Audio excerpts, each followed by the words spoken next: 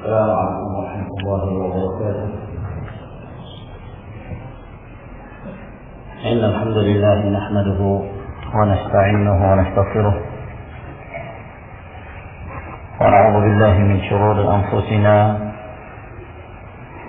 ومن سيئات أعمالنا. من يهده الله فلا مضل له ومن يضلل فلا هادي له.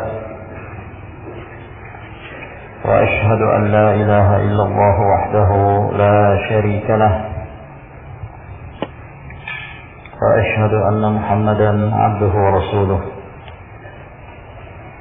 صلى الله عليه وعلى آله وأصحابه ومن اتبع هداه إلى يوم الدين. أما بعد.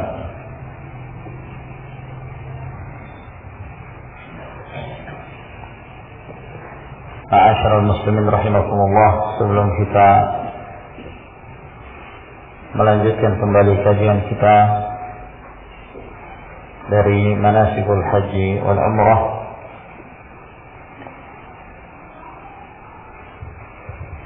kita mengulangi kembali apa yang telah kita bahas sebelumnya.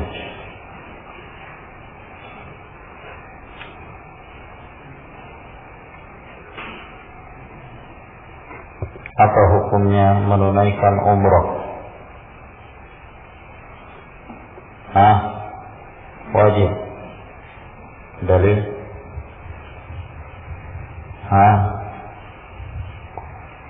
Dalilnya meskipun dengan bahasa Indonesia. Atau tapi yakin wajibnya? Nah, khairan insyaallah. Apa dalilnya? Ada yang tahu dalilnya? Wajibnya umrah?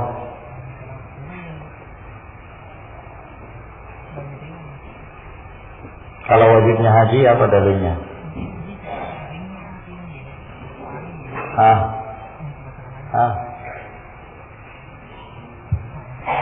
Apa dalil wajibnya haji?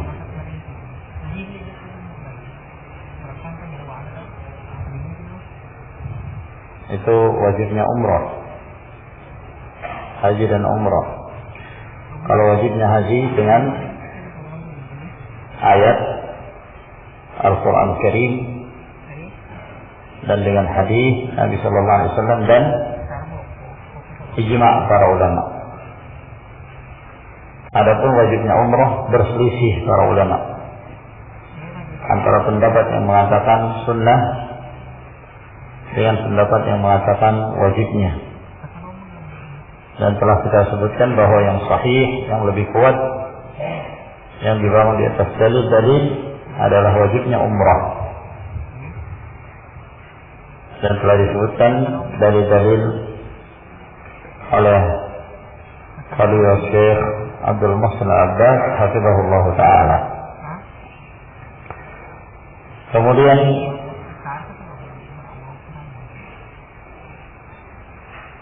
apa yang dimaksud haji mabrur? Haji mabrur.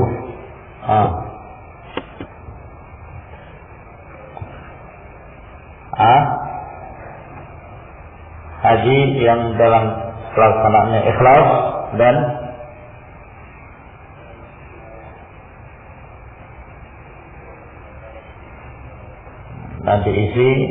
disibukkan dengan ketaatan dan sesuai dengan sunnah Rasulullah Sallallahu Alaihi Wasallam dan menjauhi perbuatan kemaksiatan. Dan tanda seorang pada saat dia menunaikan haji yang mabrur akan memberi perubahan dalam kehidupannya. Jika dahulu kehidupannya buruk, maka dia akan menjadi baik. Yang dimaksud baik di sini dalam hal ketaatannya kepada Allah Subhanahu Wa Taala. Jika dulunya dia baik, maka dia berubah menjadi lebih baik. Semoga Allah Subhanahu Wa Taala menjadikan kita sebagai hamba-hamba yang menunaikan ibadah haji yang mabrur. Kemudian telah kita jelaskan pula syarat-syarat wajibnya haji dan umrah. Ada berapa syarat? Yang kacamata. Ada berapa? Ada berapa dulu? Berapa? Berapa syarat? 5 untuk laki-laki, 6 untuk wanita. Yang pertama, syarat yang pertama, Muslim. Nah, berarti orang yang kafir tidak sah hajinya. Yang kedua, yang lain. Yang kedua, di belakangnya Aspian. Berasal. Berarti mengeluarkan apa? Orang yang gila. Kalau ada orang yang gila yang wukuf di Arafah, tetap saja tidak sah hajinya. Nah, yang ketiga,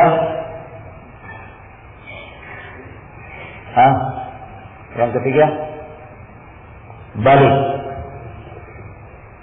Yang belum mencapai usia balik, sah. Sah. Tidak sah. Sah. Akan tetapi hukumnya sunnah. Dalam artian begitu dia mencapai usia balik, dia dituntut untuk menunaikan haji yang wajib, hajjatul Islam. Syarat yang keempat, Abdul Somad. Ya, syarat yang keempat apa?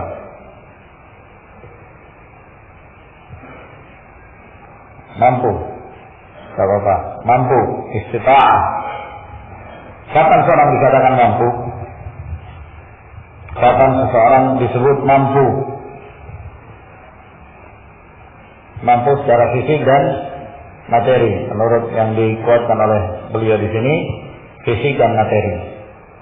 Materi, kapan seorang dianggap mampu secara materi?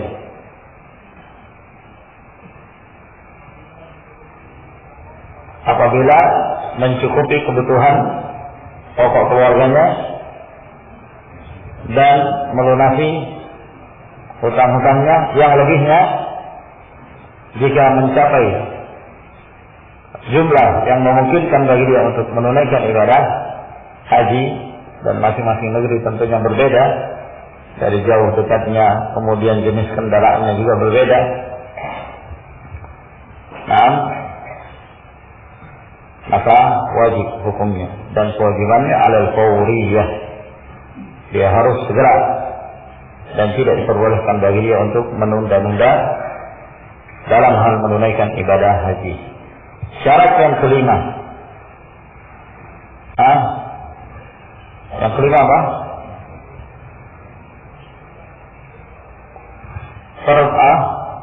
Merdeka. Maka orang yang masih berstatus sebagai budak, apakah sah ketika dia menunaikan ibadah haji? Sah. Akan tetapi sunnah, dalam artian ketika dia merdeka, dia dituntut untuk menunaikan ibadah haji Islam. Ini 5 persyaratan secara umum untuk laki-laki dan wanita. Ada tambahan persyaratan untuk wanita, yaitu diharuskan bersama dengan mahram, suaminya atau siapa yang menjadi mahramnya, baik disebabkan karena hubungan nasab atau ada sebab yang mubah karena saudara susu atau yang semisalnya dari pernikahan menyebabkan terjadinya hubungan mahram antara dia dengan seorang laki-laki. Tanpa mahram, maka ada seorang wanita jika dia menunaikan ibadah haji, hukumnya sah, namun dia melakukan perbuatan dosa. Oleh karena itu para ulama ketika mereka menyebutkan 6 syarat yang menjadi kewajiban haji dan umrah bagi seorang muslim, mereka membagi dari 6 syarat ini menjadi 3 bahagian. Ada yang disebut syurut as-sihah, syarat sah, yaitu 2, Islam dan akal. Ada pula yang disebut syurutul ijza, syarat al-ijza, yaitu syarat disahkannya dia untuk melakukan haji Islam, yaitu balik dan merdeka. Balik dan merdeka. Yang ketiga, syurutul wajib, syarat wajibnya, yaitu istita'ah, apabila dia telah memiliki qudrah, kemampuan. Ya, demikian pula syarat untuk seorang wanita, yaitu apabila dia memiliki mahram. Seorang wanita yang tidak memiliki mahram, tidak ada kewajiban bagi dia untuk menunaikan ibadah haji. Kemudian ma'asyiral muslimin rahimakumullah, kita melanjutkan kembali pembahasan kita, masih menjelaskan tentang hal-hal yang menyangkut tentang hukum-hukum manasik haji dan umrah. Dan sekarang kita masuk ke pasal yang berikutnya, arkanul haji wal umrah, rukun haji dan umrah. Jadi telah kita sebutkan syarat-syaratnya, dan sekarang kita akan membahas tentang rukun-rukunnya. Dan yang dimaksud dengan rukun adalah suatu amalan yang apabila tidak terdapat amalan tersebut, maka amalan hajinya atau umrahnya tidak sah. Amalan hajinya atau umrahnya tidak sah. Jadi statusnya sama seperti syarat. Hanya saja perbedaannya, kalau syarat itu di luar amalan haji dan umrah, adapun rukun itu di dalam amalan tersebut, termasuk bahagian dari amalan haji dan umrah. Nah, sekarang yang kita bahas adalah rukun haji dan umrah. Kata beliau, arkanul haji wal umrah hiya allati yajibu al-ityanu biha wa la yakfi an yu'ta bi syai'in badalan anha.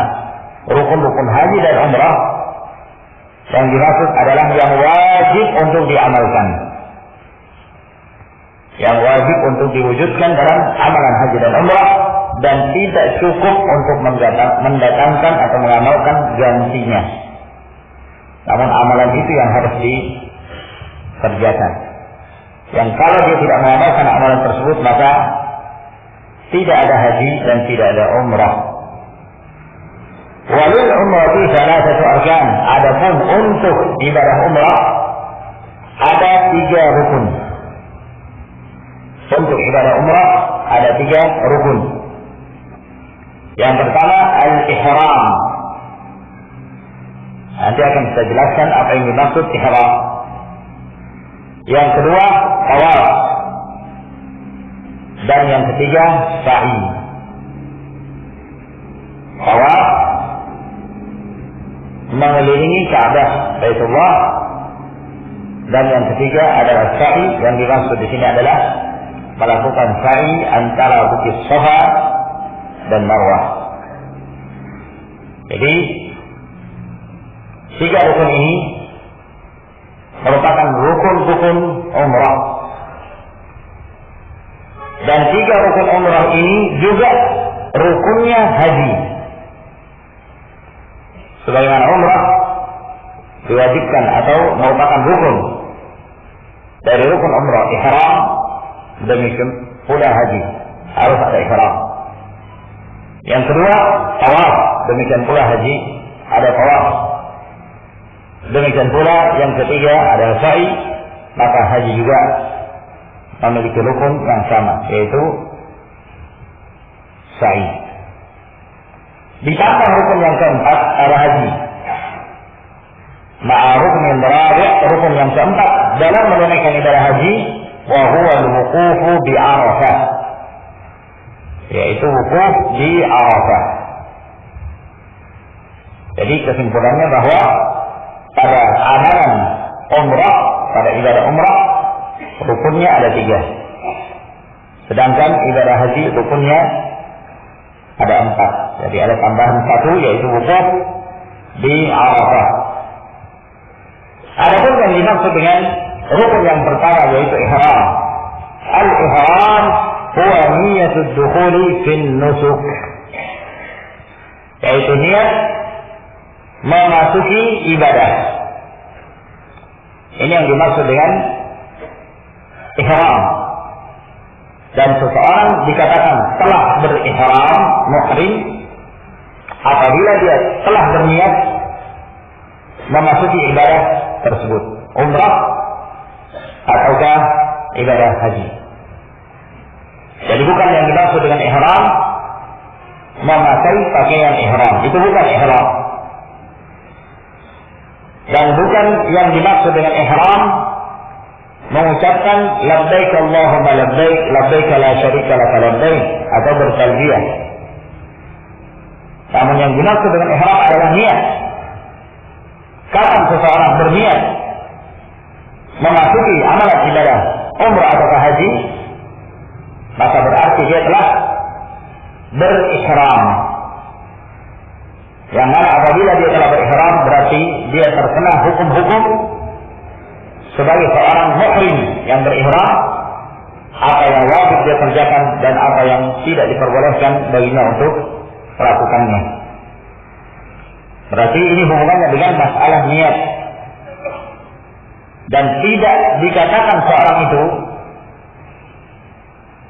menjadi orang yang muhrim atau dia masuk ke dalam ibadah ihram kecuali apabila dia telah meniatkan. Saya beri contoh misal, kalau misalnya ada orang dari Jakarta, dia telah memakai pakaian ihram. Dia telah memakai pakaian ihram. Maka di pesawat dia memakai pakaian ihram. Tapi selama dia belum berniat, dia tidak dikatakan sebagai orang yang berihram. Belum dikatakan sebagai orang yang berihram. Sampai dia memulai niatnya. Dan memulainya niat berihram itu disyariatkan apabila seseorang telah sampai di miqat. Nanti akan kita jelaskan miqat-miqat masing-masing daerah yang telah ditentukan oleh Rasulullah sallallahu alaihi wasallam. Jadi ihram itu adalah niat. Dan niat merupakan amalan hati. Ini termasuk di antara pengumuman hadis Nabi sallallahu alaihi wasallam, innamal a'malu binniyat wa innamal likulli imri'in ma nawah. Sesungguhnya amalan itu tergantung dari niat. Sehingga ketika seorang hendak menunaikan ibadah haji atau umrah, maka dengan niat tersebut memasukkan dia ke dalam ibadah ihram. Oleh karena itu Ibnu Munzir rahimahullah taala dalam kitabnya Al-Ijma' beliau mengatakan wa ajma'u ala annahu in arada an yuhilla bi hajjin fa ahalla bi umrah aw arada an yuhilla bi umratin falabba bi hajji anna al-lazima lahu ma aqada alayhi qalbuhu la ma nataqa bihi lisanuhu. Kata Ibnu Munzir rahimahullah, bersepakat para ulama bahwa apabila seseorang ingin, jadi niatnya ingin berihram dengan ibadah haji, namun ketika dia memulai amalannya dia mengatakan labbaik Allahumma umrah, padahal di dalam hatinya dia ingin menunaikan ibadah haji, tapi salah ucap, dia mengatakan labbaik Allahumma umratan, yang dia sebut adalah umrah bukan haji. Atau sebaliknya, dalam hatinya dia meniatkan umrah, tapi secara lafaz dia mengatakan labbaik Allahumma hajjan. Dia menyebut lafaz haji, padahal di dalam hatinya dia memaksudkan umrah. Kata beliau, sepakat para ulama bahwa yang menjadi tolak ukurnya adalah yang terdapat di dalam hatinya, bukan yang diucapkan oleh lisannya. Bukan yang diucapkan oleh lisannya, namun yang terdapat di dalam hatinya. Itulah yang teranggap. Apa yang terdapat dalam hatinya, apakah dia berniat haji atau umrah, maka itulah yang teranggap dalam ibadahnya. Jadi ini yang dimaksud dengan al-ihram. Dan memulai ihram itu pada saat seseorang berada di miqat. Adapun sebelumnya seseorang boleh mempersiapkan. Misalnya dia telah mandi sebelum memasuki miqat, itu boleh. Dia telah berpakaian ihram sebelum sampai ke miqat, itu juga diperbolehkan. Namun jangan dia memulai niatnya terlebih dahulu, sebab niat itu dimulai pada saat dia berada di miqat. Ini yang pertama, rukun umrah atau rukun haji, yaitu ihram. Yang kedua, tawaf. Tawaf termasuk di antara rukun haji dan umrah. Adapun dalam amalan haji yang menjadi rukun dalam tawafnya adalah tawaful ifadah. Tawaf al-ifadah. Dan itu dimulai dikerjakan pada tanggal 10 Zulhijjah dan seterusnya. Ya. Tawaf al-ifadah setelah kaum muslimin dari mabit di Muzdalifah. Setelah mereka mabit di Muzdalifah, kemudian keesokan harinya mereka ke Mina. Nah, pada tanggal 10 Zulhijjah termasuk di antara amalan haji adalah tawaful ifadah. Dan tawaful ifadah ini boleh dikerjakan pada tanggal 10. Boleh dikerjakan pada hari-hari tasyrik, pada tanggal 11, tanggal 12, atau tanggal 13. Yang menjadi perselisihan di kalangan para ulama, apakah diperbolehkan mengerjakan tawaful ifadah di luar tanggal 13? Nanti akan kita bahas. Dan pendapat yang sahih dalam hal ini adalah diperbolehkan. Karena Rasulullah SAW tidak menentukan waktu khusus akhir batas dari tawaf al-ifadah. Namun kapan saja dia melakukannya, meskipun di luar dari hari-hari tasyrik, diperbolehkan bagi dia untuk melakukan tawaf al-ifadah. Yang jelas dia harus mendatangkan amalan ini. Tanpa tawaf al-ifadah maka tidak ada amalan haji. Karena tawaf termasuk rukun dalam amalan haji. Hal ini berdasarkan firman Allah Subhanahu wa taala dalam suratul Haji ayat 29, "Wal yatawafu bil baitil atiq." Dan hendaknya mereka tawaf di al-baitul atiq, yaitu di al-Ka'bah. Dan yang dimaksud wal yatawafu bil baitil atiq, ini perintah dari Allah Subhanahu wa taala. Perintah untuk tawaf di Al-Ka'bah, di Baitullah. Dan hanya tempat inilah satu-satunya yang diperintahkan oleh Allah Subhanahu wa taala untuk tawaf. Tidak ada tawaf di tempat-tempat yang lainnya. Tidak ada tawaf di kuburan. Tidak ada tawaf di gunung-gunung. Tidak ada tawaf di tempat-tempat tertentu yang dikeramatkan. Tidak ada sama sekali. Dan bahkan termasuk di antara amalan bid'ah, dan bahkan dapat menjerumuskan seseorang dalam kesyirikan. Dan berdasarkan hadis Aisyah radhiyallahu anha, beliau mengatakan, "Hajjajna ma'an Nabi sallallahu alaihi wasallam fa akhadna yawman nahri." Satu ketika kami menunaikan ibadah haji bersama Nabi sallallahu alaihi wasallam. Lalu kemudian kami pun hendak berangkat pada hari Idul Adha. Fahadat Safiyatu. Maka Safiyah, istri Nabi sallallahu alaihi wasallam ketika itu mengalami masa haid. Fa'arada Nabi sallallahu alaihi wasallam minha ma yuridu ar-rajul min ahli.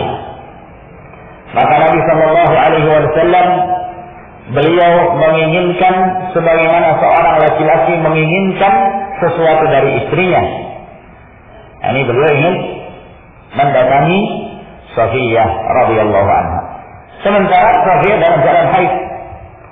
Faqultu, maka aku pun berkata, ini Aisyah, ya Rasulullah, innaha haid. Wahai Rasulullah, Dia ini dalam keadaan haid. Dia ini dalam keadaan haid. Qala haditsatun nahiyah. Kata Nabi sallallahu alaihi wasallam, apakah dia menghalangi kami untuk melanjutkan perjalanan? Karena mereka telah siap-siap untuk pulang. Ya. Ketika Rasulullah sallallahu alaihi wasallam dan para sahabat yang lainnya, mereka telah menyempurnakan amalan haji. Ya, dan mereka telah mabit di Mina.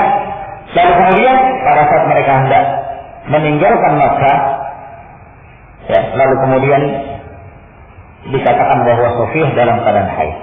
Sehingga Rasulullah SAW mempertanyakan, apakah dia akan menahan kami? Maksudnya, apakah dengan sebab haidnya Sofiyah radhiyallahu anha menyebabkan mereka tertahan di Makkah dan tidak kembali?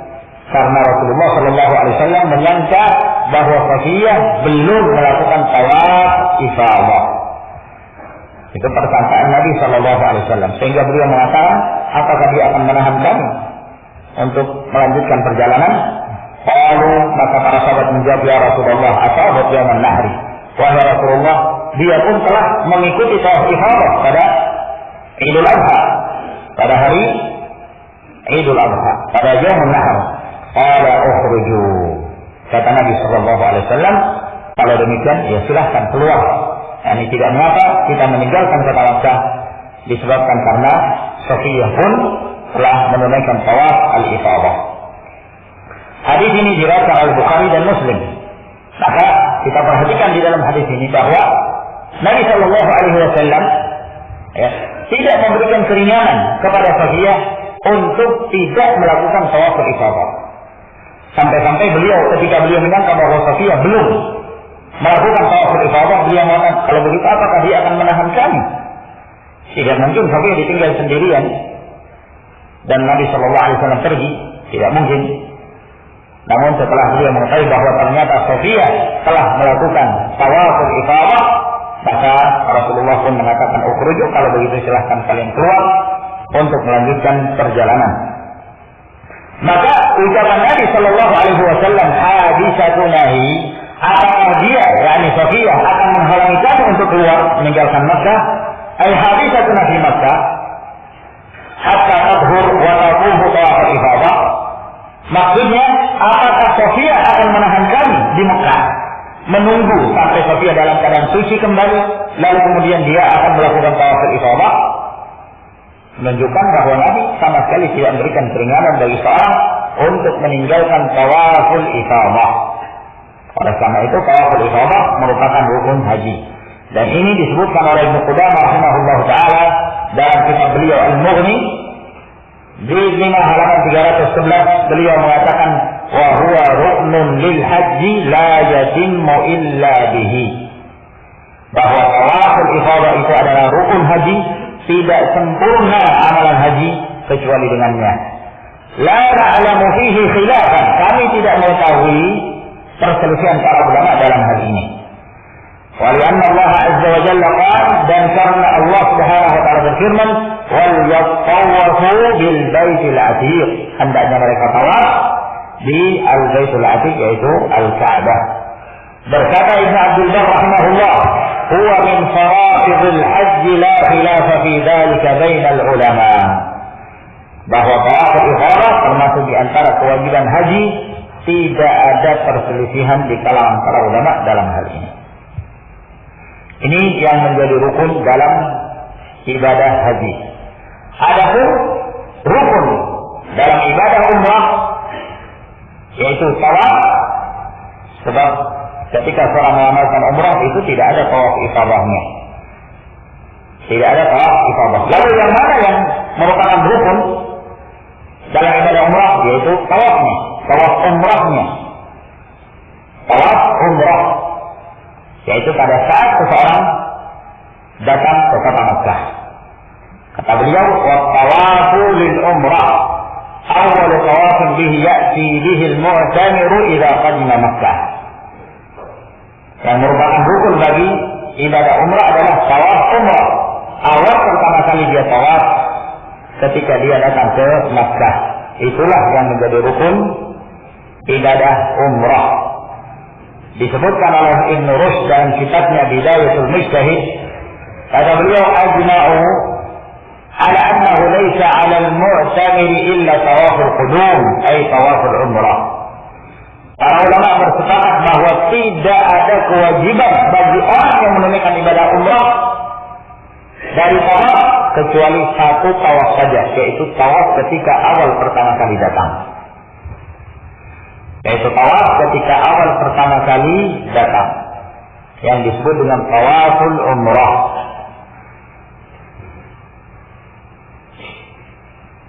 Nah,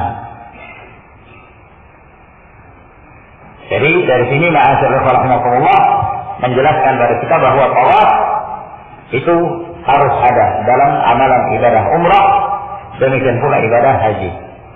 Adapun pada saat seorang menaikkan ibadah umrah, maka yang pertama kali ketika dia datang, lalu kemudian dia masuk Masjidil Haram, tawaf itulah yang menjadi rukun dalam manasik umrah. Adapun pada manasik haji, yang menjadi rukunnya adalah tawaful ifadah.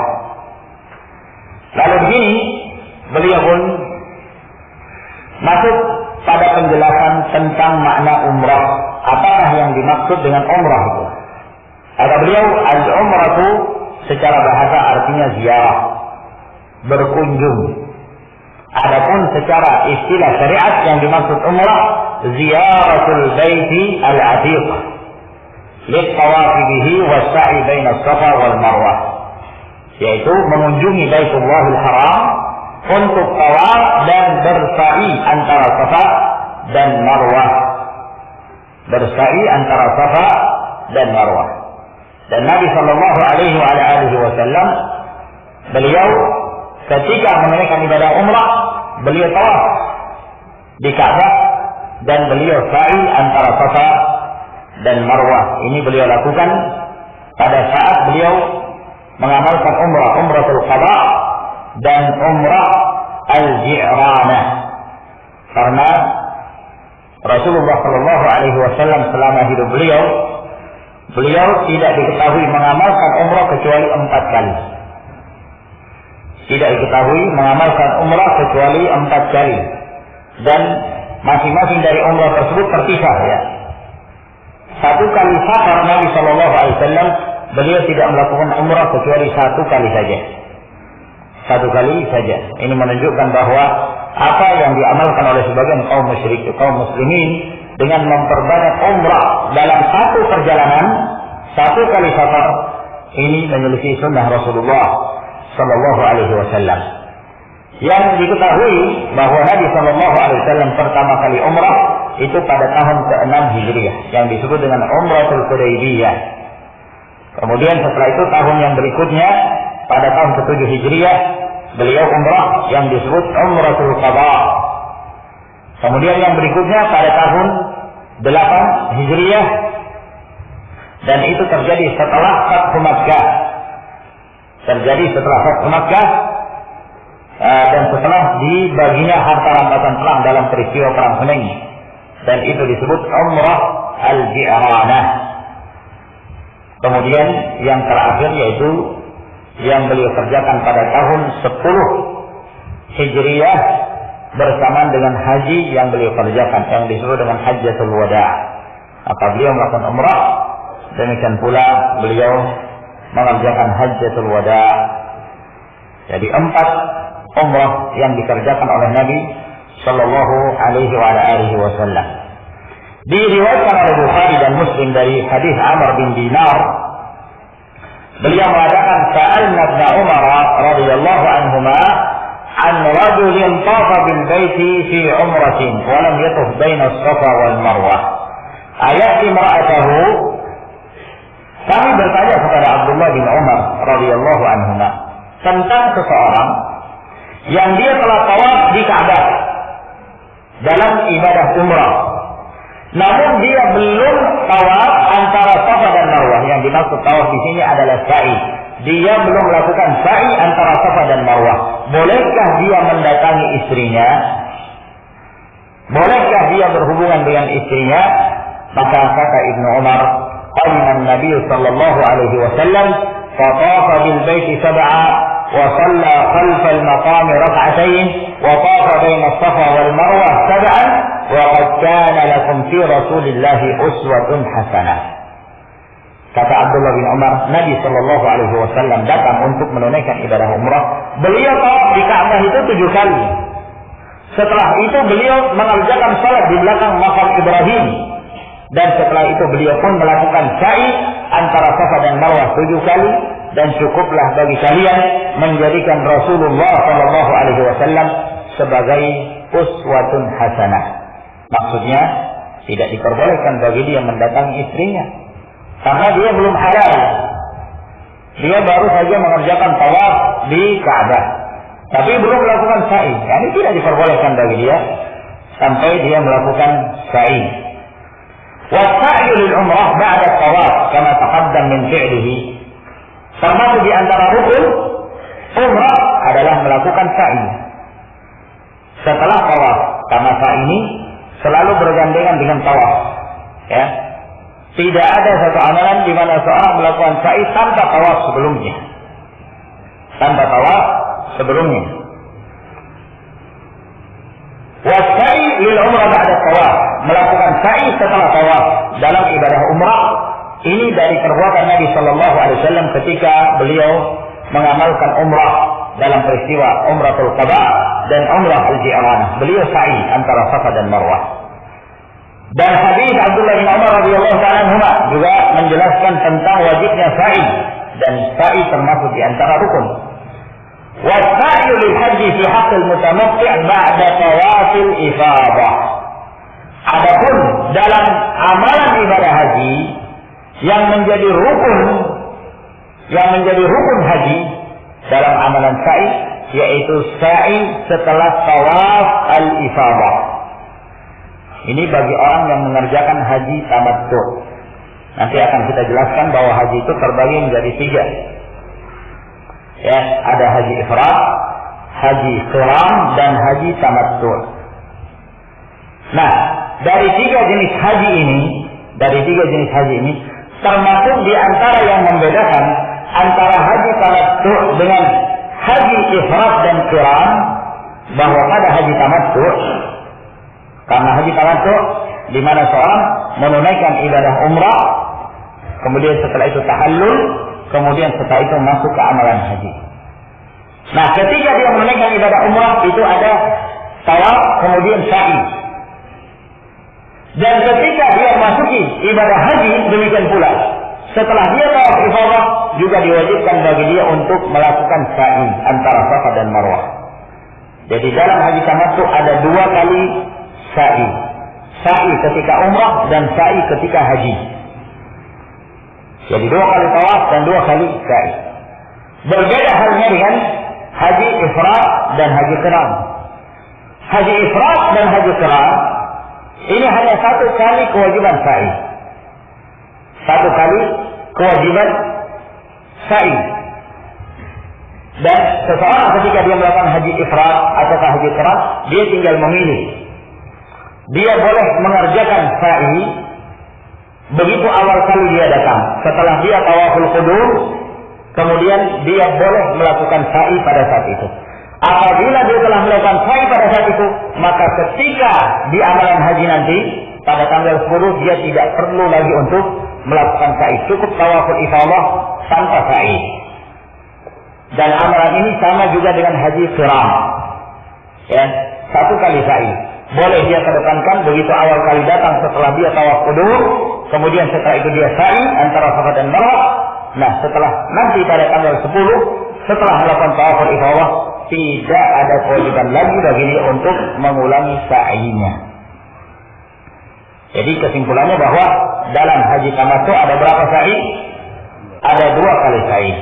Sa'i untuk umrah dan sa'i untuk haji. Berbeda halnya pada saat ifrad, demikian pula qiran, hanya 1 kali sa'i saja. Ya, boleh dimajukan dan boleh diundur setelah mengerjakan tawaf al-ifadah. Yang intinya bahwa sa'i merupakan salah satu amalan yang wajib dikerjakan dalam manasik haji dan umrah, dan itu termasuk bagian dari rukun haji dan umrah.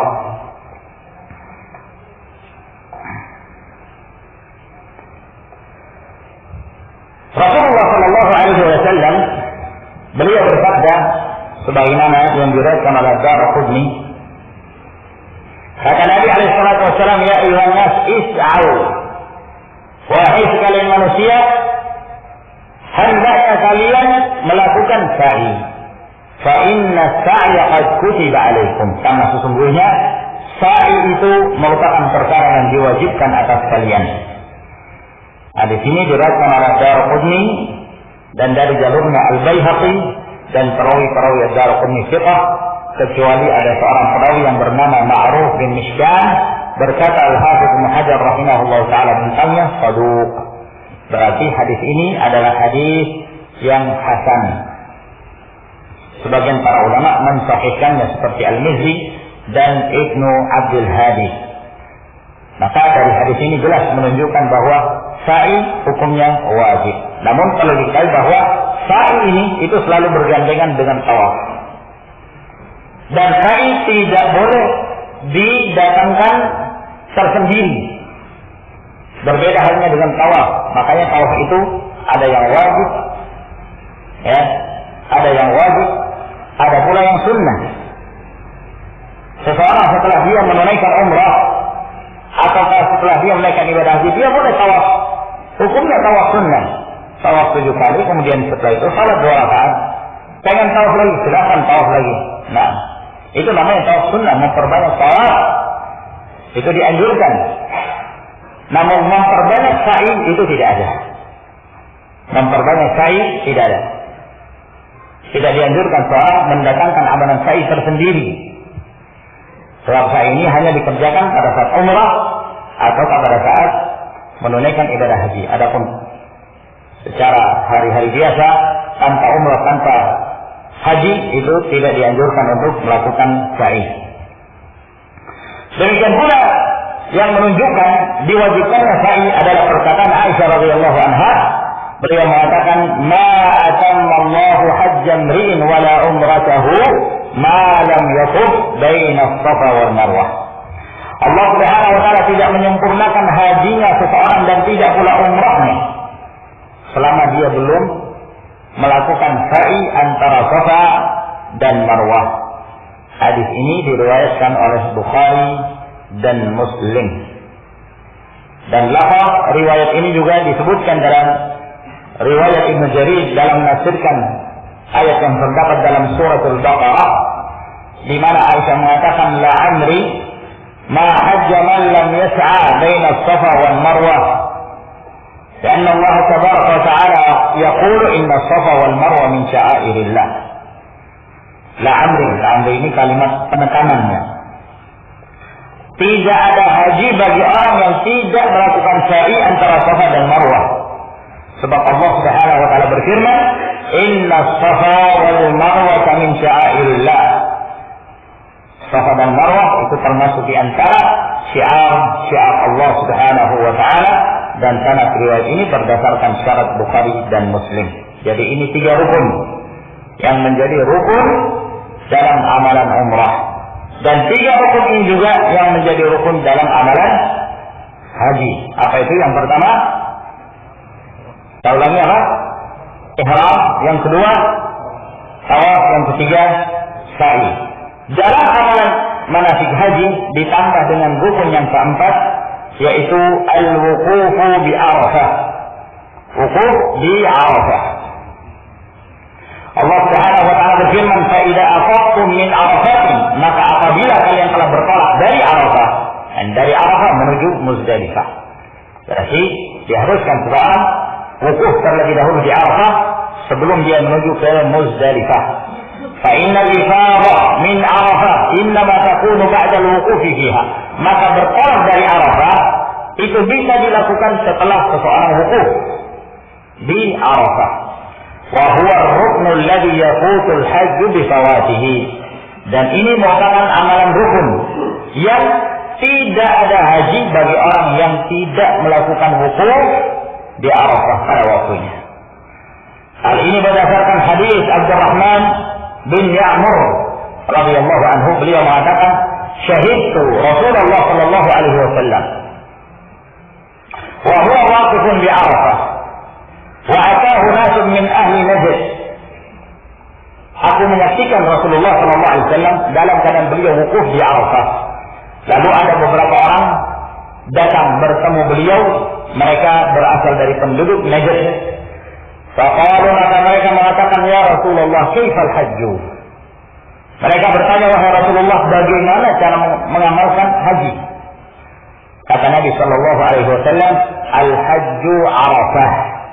Haji itu adalah wukuf di Arafah. Itu adalah merupakan inti dari amalan haji. Faman ja'a qabla salatil fajr lailata jam'in faqad tamma hajjuh. Maka barang siapa yang dia datang ke Arafah sebelum tibanya waktu salat subuh pada tanggal 10 pada malam Muzdalifah. Lailatul Jama' maksudnya malam Muzdalifah, faqad tamma hajjuhu, maka sungguh telah sempurna hajinya. Ini menunjukkan bahwa sahnya wukuf di Arafah apabila seseorang berada di Arafah pada waktu-waktu ini, dimulai dari hari yang ke-9, tanggal 9. Ya, hari Arafah pada tanggal 9 Zulhijjah. Akhir dari batas waktu wukuf di Arafah adalah pada tanggal 10 sebelum munculnya fajar shadiq yang menandakan masuknya waktu fajar, masuknya waktu subuh. Sebelum itu, maka itu masih ada kesempatan bagi seseorang untuk wukuf di Arafah. Misalnya ada seseorang, dia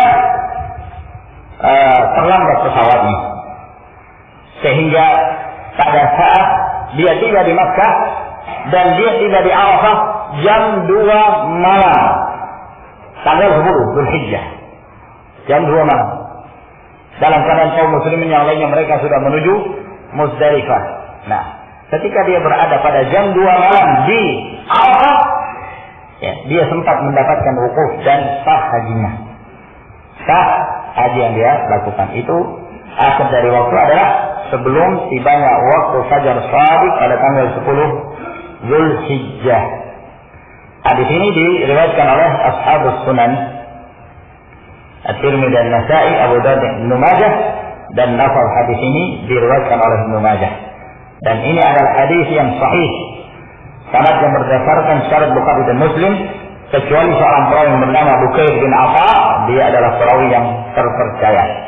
Ibnu Munzir rahimahullah ta'ala, beliau berkata dalam kitabnya Al-Ijma', kata beliau, wa ajma'u ala anna al-wuqufa bi Arafah fardun la hajja liman fatahu al-wuquf biha. Para ulama bersepakat bahwa wukuf di Arafah merupakan satu kewajiban, tidak ada haji bagi orang yang tertinggal dari melakukan wukuf di Arafah. Jadi kesimpulan dari apa yang kita jelaskan dari rukun haji dan umrah, bahwa rukun haji ada 4.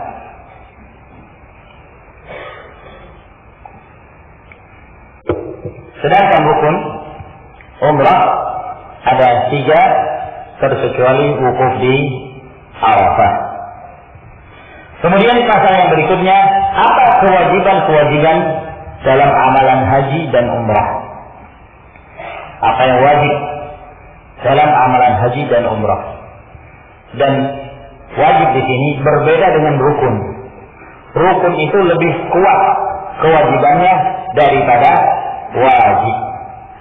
Apa yang membedakan antara rukun dan wajib? Kalau rukun ditinggalkan, maka tidak ada amalan tersebut, tidak sah amalan yang dia kerjakan. Itu namanya rukun. Tapi kalau kewajiban, wajib haji dan umrah, apabila ditinggalkan, amalan hajinya atau amalan umrahnya tetap sah, namun ada konsekuensinya. Dia harus membayar dam. Dia harus membayar dam, menyembeli seekor kambing misalnya, sesuai dengan apa yang akan ditetapkan di sini nanti insyaallah taala. Tapi dia tetap melaksanakan ibadah haji dan umrah dan sah amalannya.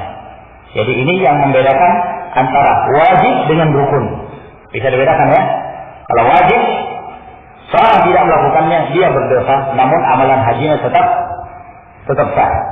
Wajibatul haji wal umrah hiya allati yajibu al-ityanu biha wa illam yu'ta biha jubirat bidam. Yang dimaksud kewajiban-kewajiban dalam amalan haji dan umrah adalah yang wajib dikerjakan. Apabila dia tidak mengerjakannya, maka dikuatkan dengan membayar dam untuk menutupi pelanggaran tersebut. Karena dia meninggalkan kewajiban, maka diganti dengan membayar dam. La ya'kulu minhu, yang mana dia tidak diperbolehkan untuk memakan dari dam tersebut. Karena ini namanya dam jibran. Yang dimaksud dengan dam jibran ketika seseorang melanggar, ya, pelanggaran itu apakah dia meninggalkan yang wajib atau dia melakukan sesuatu yang diharamkan sehingga dia harus membayar dam. Maka membayar dam ini dia menyembelih seekor kambing, ya, dia menyembelih seekor kambing di Makkah, lalu kemudian begitu dia menyembelihnya maka dagingnya dibagikan kepada orang-orang miskin yang ada di Makkah dan dia tidak boleh memakan sedikit pun dari daging tersebut. Berbeda halnya dengan hadyu. Ya, kalau hadyu itu namanya dam syukran. Ya, penyembelihan yang menunjukkan rasa syukurnya dia kepada Allah Subhanahu wa taala. Bukan karena ada kekurangan dalam amalan haji. Adapun penyembelihan ini boleh dia memakan sebagian dari daging tersebut. Tapi kalau pelanggaran yang menyebabkan dia membayar dam untuk menutupi kekurangan tersebut, maka tidak boleh dia memakan sedikit pun dari sembelihan itu. Wa yut'im li fuqara'il haram, dan dia harus memberikan daging tersebut kepada orang-orang miskin yang tinggal di sekitar haram. Liqaul Ibn Abbas radhiyallahu anhu, berdasarkan perkataan Ibn Abbas radhiyallahu ta'ala anhu, beliau mengatakan, man nasiya min nusukihi syai'an aw tarakahu falyuhriq daman, barang siapa yang melupakan salah satu dari ibadahnya, ibadah manasiknya, atau dia meninggalkannya, maka yang wajib bagi dia adalah menyembelih atau mengalirkan darah. Yang dimaksud di sini adalah menyembelih, membayar dam. Hadis ini diriwayatkan oleh Imam Malik dalam kitab Al-Muwatta dengan sanad yang sahih. Adapun kewajiban-kewajiban dalam manasik umrah itu ada 2. Sedangkan dalam ibadah haji ada 7 kewajiban. Dalam manasik umrah ada 2, dalam manasik haji ada 7 kewajiban. Yang pertama, kewajiban yang pertama al-ihram minal miqat. Seseorang harus memulai ihramnya itu dari miqat. Apa itu ihram? Niat memasuki manasik, niat memasuki ibadah umrah atau haji. Nah, niat ini kapan bisa dimulai? Dimulai dari miqat. Nanti akan saya jelaskan miqat makaniyah, yang mana tempat-tempat yang dijadikan dan ditetapkan oleh Nabi Sallallahu Alaihi Wasallam sebagai miqat, sehingga siapa saja yang lewat dari miqat tersebut, dari mereka yang hendak memasuki Makkah dengan tujuan haji atau umrah, maka wajib bagi mereka untuk memulai ihramnya dari miqat tersebut, dan tidak diperbolehkan melewati miqat itu tanpa berniat ihram. Sebab Rasulullah Sallallahu Alaihi Wasallam ketika beliau menjelaskan tentang miqat, kata beliau, hunna lahunna wa likulli atin ata alaihinna min ghairihin mimman arada al-hajj wal umrah, bahwa miqat ini diperuntukkan bagi penduduk-penduduk setempat yang telah disebutkan, dan bagi siapa saja yang melewati daerah itu dari orang-orang yang bukan menjadi penduduk setempat, dari orang-orang yang menginginkan untuk menunaikan haji dan umrah. Faman kana duna dzalika famin haitsu ansha hatta ahlu Makkah min Makkah. Adapun yang tempat tinggalnya melewati miqat, ya, yang tempat tinggalnya melewati miqat. Misalnya dia tinggal antara miqat dengan Makkah, ya. Maka kata Nabi Shallallahu Alaihi Wasallam tidak perlu ketika dia memulai ihramnya dia harus ke miqat, karena kalau dia ke miqat lebih jauh lagi. Nah, maka dia cukup dari rumahnya. Dari mana dia memulai? Dari rumahnya dia memulai ihramnya, lalu kemudian dia tinggal melanjutkan perjalanannya menuju Makkah. Demikian pula penduduk Makkah cukup dia memulai ihramnya itu dari Makkah. Dia memulai ihramnya dari Makkah. Nanti akan kita jelaskan rinciannya insyaallah taala. Hadis ini diriwayatkan oleh Bukhari dan Muslim dari Ibnu Abbas. Faman marra bil mawaqit muridan al-hajj aw al-umrah sawa'un kana min ahli tilka al-mawaqit aw min ghairihim wajib alaihi al-ihram minha. Barang siapa yang melewati miqat-miqat ini dengan tujuan untuk menunaikan haji atau umrah, apakah dia berasal dari penduduk setempat atau tidak, kapan dia melewatinya, maka wajib baginya untuk memulai ihram dari miqat tersebut. Jadi ini kewajiban yang pertama, memulai ihram dari miqat. Maka hendaknya diperhatikan, terkhusus bagi jamaah haji Indonesia. Apabila mereka berangkat tanpa menuju Madinah, mengakhirkan Madinah, dalam artian begitu mereka tiba di Jeddah, mereka langsung menuju Makkah.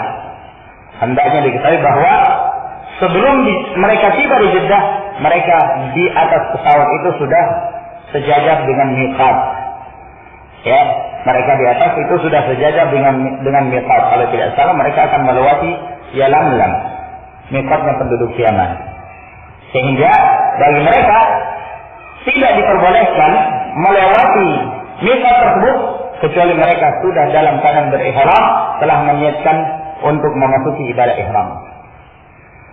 Nah, karena banyak sekali kita melihat kaum muslimin, mereka memulai ihramnya itu di Jeddah, menjadikan Jeddah sebagai miqat yang tidak pernah ditetapkan oleh Rasulullah Shallallahu Alaihi Wasallam. Ya, dengan alasan lebih mudah lah, dengan alasan ya bahwa kalau di pesawat itu lebih sulit dan seterusnya. Padahal memungkinkan. Ya, dan alhamdulillah bukan merupakan persyaratan seseorang ketika memulai ibadahnya harus dalam keadaan suci, tidak mesti. Meskipun dia dalam keadaan tidak berwudu misalnya, tetap dia harus memulai ihramnya dari miqat. Ya, apabila dia langsung menuju Makkah dengan tujuan umrah ataukah haji, maka dia harus menetapkan ihramnya pada saat dia melewati miqat di atas pesawat. Di atas pesawat. Barang siapa yang meninggalkan itu dan dia miqatnya dari Jeddah, berarti dia meninggalkan satu amalan yang diwajibkan, sehingga wajib baginya membayar jam. Wajib baginya membayar jam. Dan ini banyak sekali di antara kaum muslimin yang melakukan pelanggaran. Beda keadaannya kalau kemudian seseorang ketika dia turun di Jeddah, tujuannya bukan ke Mekah, tapi ke Madinah. Berarti belum ada keinginan untuk menunaikan ibadah umrah. Nanti umrahnya dari Madinah. Nah, ini tidak perlu dia kemudian memulai niat ihram. Dan nanti dia akan memulai niat ihramnya dari Madinah pada saat dia melewati miqatnya penduduk Madinah, yaitu Dzulhulaifah, atau biasa disebut oleh keumuman kaum muslimin Bir Ali atau Abyar Ali. Ini kewajiban yang pertama. Yang kedua, al-halqu al-taqsir 'inda al-ihlal min al-haji wal umrah. Mencukur rambut, apakah dengan cara menggundul atau memendekkan. Menggundul yakni menghabiskan seluruh rambut, atau memendekkannya. Yang dimaksud memendekkan yaitu meratakan, semuanya dicukur, bukan sedikit saja, ya. Bukan sedikit diambil sedikit rambutnya terus dianggap taksir, bukan. Namun dimaksud taksir seluruh rambutnya itu dipendekkan, diratakan. Dan ini merupakan satu kewajiban di antara kewajiban umrah, demikian pula haji. Pada saat dia tahallul, dari haji dan umrah. Hal ini berdasarkan firman Allah Subhanahu wa taala dalam surah Al-Fatih ayat 27. laqad sadaqa Allahu rasulahu ru'ya bil haqq la tadkhulunna al-masjidal haram insyaallah aminina muhalliqina ru'usakum wa muqassirina la takhafun. Sungguh Allah Subhanahu wa taala telah membenarkan mimpi Rasulnya dengan kebenaran.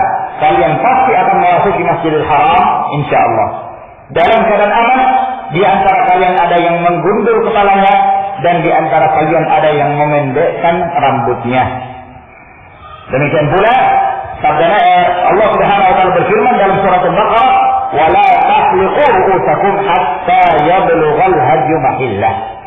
Dan jangan kalian menggundul kepala kalian sampai sembelihan itu tiba di tempat tahallulnya.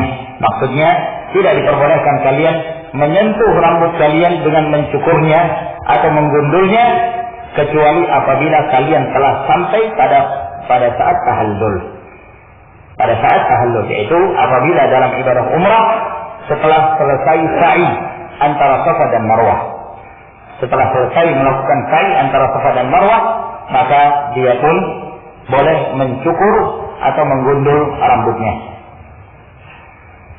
Oleh karena itu, Nabi Shallallahu Alaihi Wasallam beliau, sebagaimana yang diriwayatkan oleh Bukhari dan Muslim dari hadis Abu Hurairah, kata beliau Shallallahu Alaihi Wasallam, Allahumma ighfir lil muhalliqin. Ya Allah, ampunilah orang-orang yang menggundul kepalanya.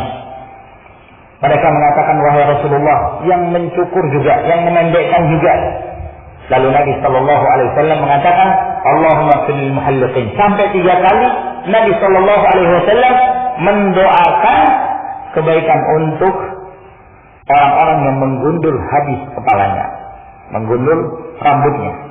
Nah, kemudian setelah itu beliau mendoakan untuk yang memendekkan rambutnya. Maka ini menunjukkan bahwa menggundul itu lebih afdal, lebih utama dari memendekkan. Dan ini khusus untuk laki-laki. Adapun wanita tidak boleh menggundul kepalanya. Sebab Nabi Shallallahu Alaihi Wasallam dalam riwayat Abu Daud mengatakan, "Laisa 'alan nisa'i halqun wa innama 'alan nisa'i taqsir." Wanita tidak diperbolehkan menggundul kepalanya. Jangan sampai ada yang mendengarkan ini juga wanita ada yang ingin menggundul kepalanya, tidak diperbolehkan. Namun cukup memendekkan. Nanti kita akan jelaskan tata cara memendekkannya pada pertemuan yang berikutnya insyaallah taala. Jadi yang dianjurkan bagi kaum laki jika memungkinkan adalah menggundul. Itu lebih afdal. Ya, dan boleh memendekkan. Boleh memendekkan. Barang siapa yang tidak memendekkan dan tidak pula menggundul, maka dia meninggalkan kewajiban dari kewajiban haji atau umrah, sehingga wajib bagi dia membayar dam. Wajib baginya membayar dam. Apa itu dam?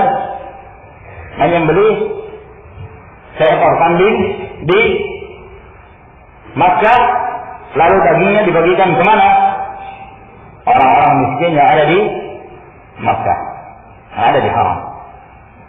Nah, maka ini menunjukkan menggundul lebih afdal, kecuali dalam satu keadaan, yaitu pada saat seseorang melakukan ibadah haji tamattu, ya, karena biasanya jarak antara tahallul ketika umrah dengan tahallul haji itu berdekatan, sehingga apabila jaraknya dekat antara umrah dengan hajinya, maka pada saat tahallul umrah maka cukup dia memendekkan agar kemudian ada bahagian dari rambutnya untuk ditahallul atau dicukur pada saat haji, ya.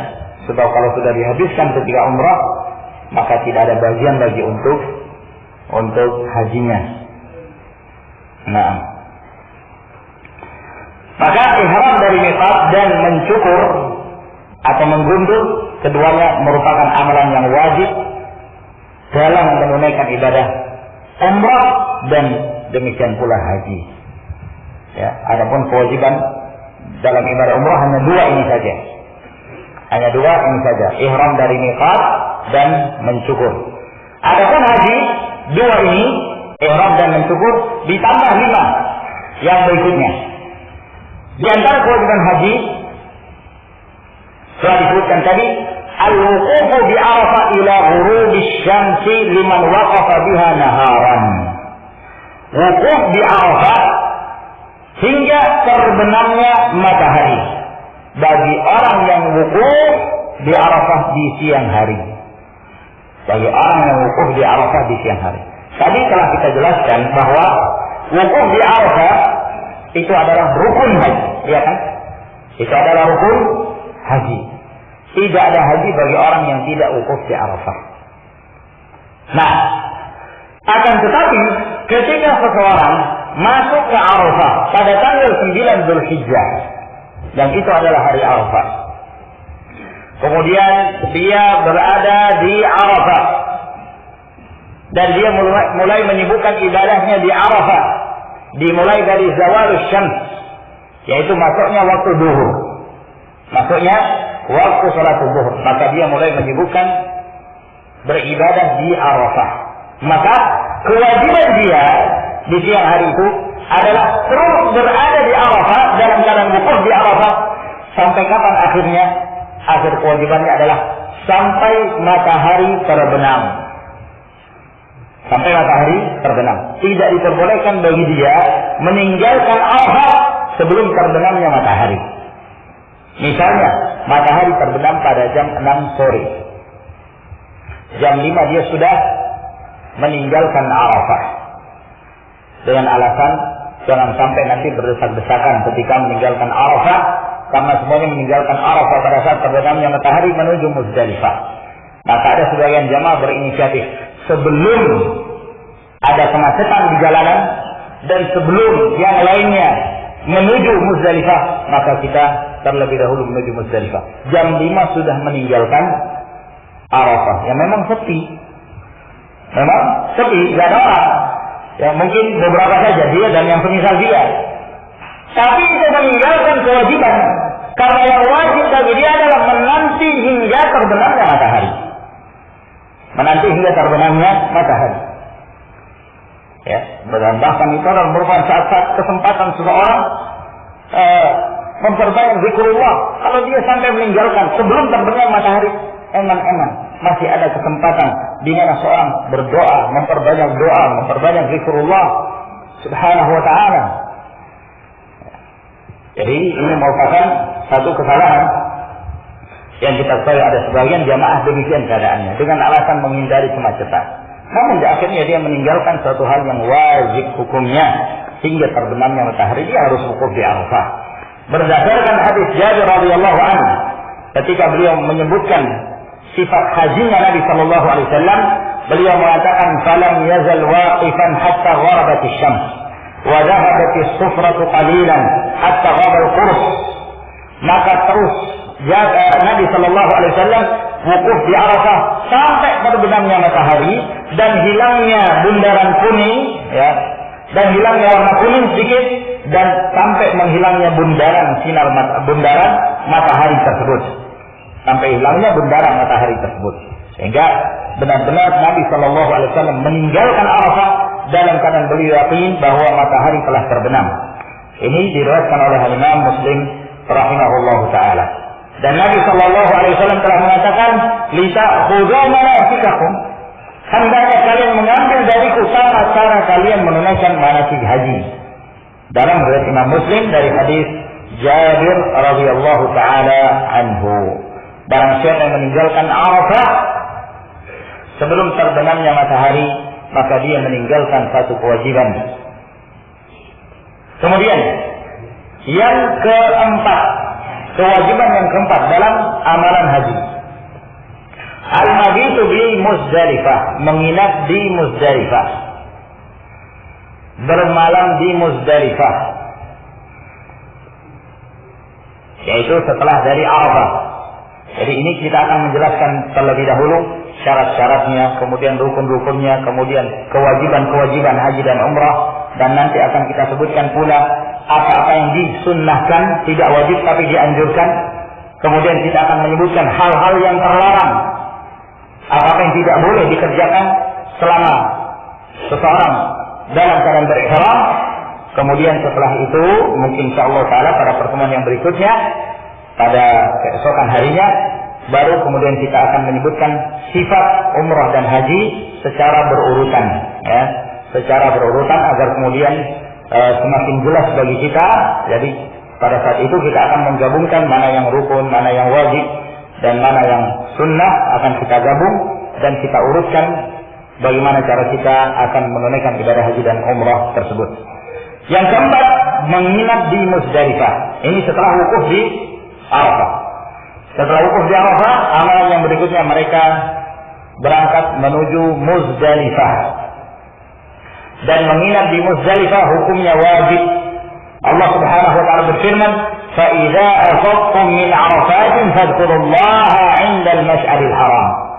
Apabila kalian bertolak dari Arafah, maka hendaknya kalian berzikir kepada Allah Subhanahu wa taala di Al-Mash'arul Haram. Yang dimaksud Al-Mash'arul Haram adalah Muzdalifah. Ya, adapun Arafah itu Mash'arul Halal. Arafah itu disebut Al-Mash'arul Halal karena Arafah itu tidak termasuk dalam batasan tanah suci. Arafah bukan bahagian dari kota haram. Namun Muzdalifah itu bagian dari tanah suci, termasuk dari haram. Makanya disebut Muzdalifah itu Al-Mash'arul Haram. Yang dimaksud adalah Muzdalifah. Dan karena Nabi Shallallahu Alaihi Wasallam menginap di Muzdalifah sampai pagi hari, sampai beliau mengerjakan sholat subuh di sana, sampai menunggu sampai terang sebelum terbitnya matahari, barulah Nabi Shallallahu Alaihi Wasallam meninggalkan Muzdalifah menuju Mina. Warakhasa lidha'afati minan nisa'i was-sibyan bil ifadati ila Mina fi akhiril lail. Dan Rasulullah Shallallahu Alaihi Wasallam memberikan rukhsah, memberi keringanan kepada orang-orang yang lemah dari kalangan para wanita, demikian pula anak-anak, untuk bersegera bertolak menuju Mina pada akhir malam. Ini diriwayatkan oleh Bukhari dan Muslim dari hadis Ibnu Umar. Dan diriwayatkan pula oleh Bukhari dan Muslim dari hadis Ibnu Abbas, di mana Rasulullah SAW memberikan keringanan kepada Ibnu Abbas untuk mengantar orang-orang yang lemah itu. Menunjukkan adanya keringanan berarti yang tidak diberikan dispensasi, hukumnya wajib menginap di Muzdalifah. Jadi yang dimaksud menginap di Muzdalifah adalah menginap di Muzdalifah, tidur di Muzdalifah setelah dari Arafah. Dari Arafah begitu terbenam matahari, kita belum mengerjakan sholat maghrib dan isya di Arafah, namun kita melanjutkan perjalanan menuju Muzdalifah. Tiba di Muzdalifah barulah kita mengerjakan sholat maghrib dan isya. Selesai mengerjakan sholatul maghrib dan isya, tidur, istirahat. Ya. Tidak ada sholat yang lain, istirahat, menunggu sampai tibanya waktu subuh. Setelah tiba waktu subuh, lalu kemudian mengerjakan sholatul fajar, dan setelah mengerjakan sholatul fajar, kita berzikir sejenak, dan itulah yang dianjurkan berzikir pada saat itu, sampai kemudian keadaan kondisi terang sebelum terbitnya matahari. Sebelum terbitnya matahari, kemudian melanjutkan perjalanan menuju Mina. Ini yang dimaksud dengan mabit di Muzdalifah, menginap di Muzdalifah. Nah, Rasulullah SAW memberikan rukhsah, memberi keringanan kepada orang-orang yang lemah, wanita. Oleh karena itu Rasulullah SAW mengizinkan Saudah bintu Zam'ah radhiyallahu anha. Ya. Wa kana sabta, yakni dhaifah. Dan memang Saudah ketika itu memang sudah dalam kondisi lemah. Dia meminta izin kepada Rasulullah sallallahu alaihi wasallam untuk melanjutkan perjalanannya menuju Muzdalifah, menuju Mina pada malam Muzdalifah. Pada malam Muzdalifah. Dan dia tidak menginap di Muzdalifah dan langsung melanjutkan perjalanannya menuju ke Mina. Dan Nabi sallallahu alaihi wasallam mengizinkan Saudah bintu Zam'ah untuk melakukan hal tersebut. Dari sini juga para ulama menyebutkan satu faedah bahwa apabila seorang wanita dia bersama dengan mahramnya berangkat ke Makkah, dia bersama dengan mahramnya untuk menunaikan ibadah manasik. Begitu telah sampai di Makkah, mereka terpisah, itu tidak mengapa. Mereka terpisah, itu tidak mengapa. Tidak mengapa bagi seorang wanita berpindah dari satu tempat ke tempat yang lain di Makkah tersebut, meskipun terpisah dari suaminya. Asal hukumnya tidak mengapa yang demikian. Nah, ya, dan tidak dianggap bahwa dia melakukan perjalanan safar tanpa mahram. Nah, begitu juga caranya misalnya apabila kita dari Balikpapan bersama dengan istri menuju ke Samarinda. Begitu tiba di Samarinda, mungkin istri ingin berangkat karena ada satu kebutuhan ke satu tempat di kota Samarinda, maka dia tidak dianggap bahwa dia melakukan safar tanpa mahram. Yang demikian diperbolehkan. Jadi di sini Saudah binti Zam'ah, beliau bertolak langsung menuju ke Mina tanpa ditemani Rasulullah SAW. Maka ini menunjukkan bahwa orang-orang yang lemah, anak-anak yang lemah, orang-orang tua yang lemah, demikian pula wanita-wanita yang lemah, maka boleh diperbolehkan tidak menginap, menunggu sampai tengah malam, kemudian setelah itu silahkan berangkat menuju ke Mina. Demikian pula orang-orang yang menemani mereka, seperti Ibnu Abbas.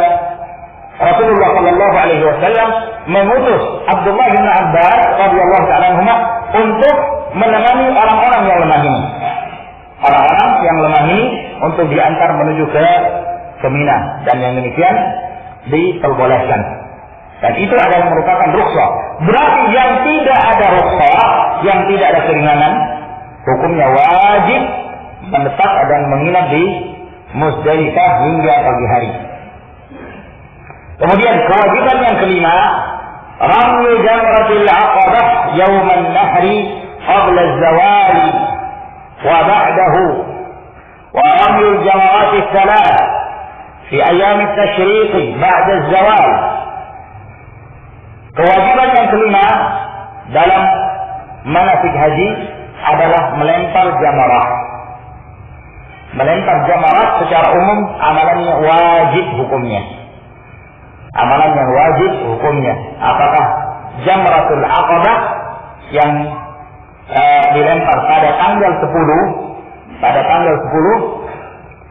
Zulhijjah, ataukah melempar jamarah pada hari-hari tasyrik. Melempar jamarah pada hari-hari tasyrik yang dilakukan setelah memasuki waktu salat zuhur.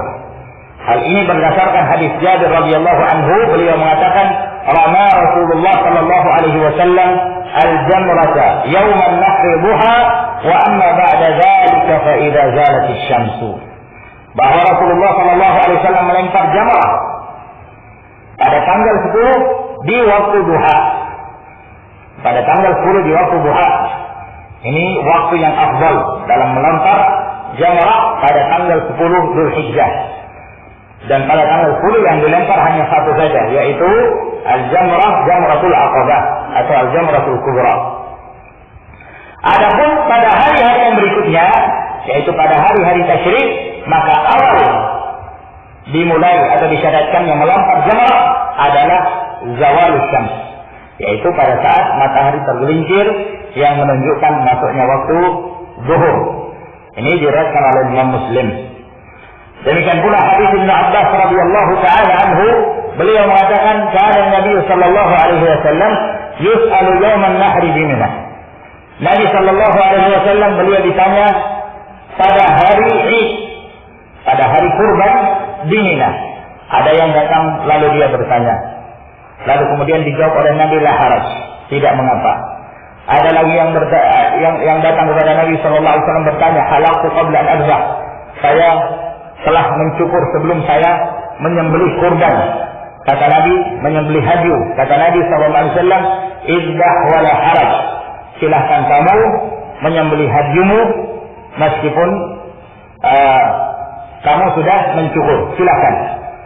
Ada lagi yang datang mengatakan, ramaitu ba'da ma ansaitu. Aku melempar jamrah setelah di sore hari. Kata Nabi, la haraj, tidak mengapa. Melempar jamrah di sore hari. Dalam artian waktu yang afdal pada tanggal 10 Zulhijjah melempar jamrah itu di waktu duha. Namun tidak semua kesempatan waktu duha itu memungkinkan. Kadang-kadang karena ramai, ya jalanan yang sangat padat sekali, sehingga terkadang sebahagian melempar jamrah di sore hari. Apa hukumnya? Silahkan, diperbolehkan. Ya, dan bahkan sampai malam hari pun diperbolehkan. Diriwayatkan oleh Imam Bukhari. Demikian pula hadis Ibnu Umar radhiyallahu ta'ala anhu, beliau mengatakan, "Kunna natahayyanu fa idza zalat asy-syamsu ramaina." Kami selalu menanti-nanti waktu, memperkirakan waktu apabila telah memasuki waktu zuhur dengan zawal syams, maka kami pun memulai melontar jamrah, yaitu pada hari-hari tasyriq. Pada hari-hari tasyriq. Maka ini menunjukkan bahwa melontar jamrah termasuk di antara amalan yang diwajibkan. Amalan yang wajib yang keenam dalam manasik haji, al-mabitu bi Mina. Menginap di Mina layali ayyam at-tasyriq as-salat lil mutaakhirin wa lailatayn lil mutaajjilin. Pada malam-malam tasyriq, karena menginap di Mina itu ada dua keadaan. Ada menginap di Mina sebelum berangkat ke Arafah. Pada hari tarwiyah, seorang berangkat ke Mina, lalu kemudian menginap di Mina. Ini hukumnya sunnah. Menginap di Mina pada tanggal 8 Dzulhijjah itu hukumnya sunnah dan tidak wajib. Akan tetapi menginap di Mina pada malam-malam di hari-hari tasyriq itu hukumnya wajib, kecuali yang memiliki udzur. Ya. Dan menginap pada malam-malam tasyriq itu boleh dilakukan selama 3 malam, boleh juga dilakukan selama 2 malam. Jadi ada 2 malam, ada 3 malam. Dua-duanya diperbolehkan. Apakah pada tanggal 11, 12, 13, atau hanya sampai di tanggal 12, kemudian setelah itu dia meninggalkan Mina. Dua-duanya diperbolehkan. Hal ini berdasarkan firman Allah Subhanahu wa taala, "Wadhkurullaha fi ayyamin ma'dudat, faman ta'ajjala fi yawmayn fala itsma 'alayhi, wa man ta'akhkhara fala itsma 'alayhi liman ittaqa." Liman ittaqa. Barang siapa yang ingin terburu-buru sehingga dia menginap 2 hari, maka tidak ada dosa baginya.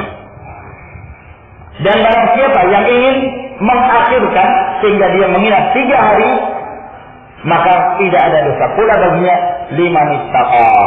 Dan bagi orang-orang bertakwa kepada Allah Subhanahu wa taala, menunjukkan bahwa menginap 3 hari itu hukumnya lebih afdal dari menginap 2 hari. Menginap 2 hari itu disebut an-nafarul awwal. Nafar awal. Adapun menginap dengan menyempurnakan sampai 3 hari, maka itu disebut nafar tsani. Disebut nafar tsani. Dua-duanya diperbolehkan. Ya. Yang berdosa yang tidak menginap sama sekali, atau yang menginap hanya semalam saja, kemudian setelah itu ya dia meninggalkan Mina. Sebab ada sebagian orang memudah-mudahkan, tidak mau repot. Katanya kalau menginap di Mina jorok, tempatnya sempit. Nah, sehingga apa? Menginapnya di hotel di Mekah. Masya Allah. Siang hari baru naik bus, menunggu waktu zuhur untuk melontar jamrah. Setelah melontar jamrah, pulang lagi dia ke Mekah. Katanya di Mekah sepi. Ya memang sepi, nggak ada orang di sana dari jamaah haji. Kenapa? Mereka semuanya berkumpul di Mina. Karena mereka mengetahui hukum menginap di Mina itu adalah wajib. Nah, itulah sebagian mereka nggak mau yang repot. Pokoknya semuanya yang santai-santai saja. Nah, dalam keadaan seorang menunaikan ibadah haji dan umrah ini memang dianjurkan melusuh-lusuhkan diri. Ya. Dibiarkan rambut itu dalam keadaan tidak beraturan, dalam keadaan berdebu. Dan disitulah waktu-waktu di mana seorang ketika berdoa kepada Allah Subhanahu wa taala dalam keadaan ash'as aghbar, berdebu dan tidak beraturan rambutnya kusut, ketika dia berdoa itu merupakan tanda-tanda, salah satu tanda di mana Allah Subhanahu wa taala akan mengabulkan doa dari hamba tersebut. Ya. Beda kalau kemudian seorang rapi, ya, makanya nggak boleh pakai parfum, ya kan? Karena parfum itu merupakan tanda kerapian seseorang. Nah, tidak diperbolehkan. Dan tidak diperbolehkan mencukur. Ya, membiarkan, harus dibiarkan. Sehingga seorang benar-benar dalam keadaan lusuh. Benar-benar dalam keadaan lusuh. Sehingga ketika dia berdoa kepada Allah Subhanahu wa taala, Allah Jalla wa ala mengabulkan permintaannya. Kecuali bagi orang-orang yang diberi keringanan untuk tidak menginap di Mina. Ya. Seperti misalnya mereka yang ditugaskan untuk memberikan pelayanan kepada para jemaah yang mengharuskan mereka keluar dari Mina. Maka orang-orang yang seperti ini boleh. Hal ini berdasarkan hadis Abdullah bin Umar, beliau mengatakan, "Ista'dzana al-Abbas bin al-Muttalib Rasulullah sallallahu alaihi wasallam ay yabita bi Makkah layali Mina min ajli siqayatihi fa adzina lah." Bahwa Al-Abbas bin al-Muttalib itu meminta izin kepada Rasul sallallahu alaihi wasallam untuk menginap di Makkah pada malam-malam Mina. Dia tidak menginap di Mina, tapi di Makkah. Kenapa? Karena dia akan memberi minum kepada para jemaah haji. Maka Nabi sallallahu alaihi wasallam memberikan izin kepadanya. Demikian pula Rasulullah sallallahu alaihi wasallam memberikan izin kepada para pengembala kambing.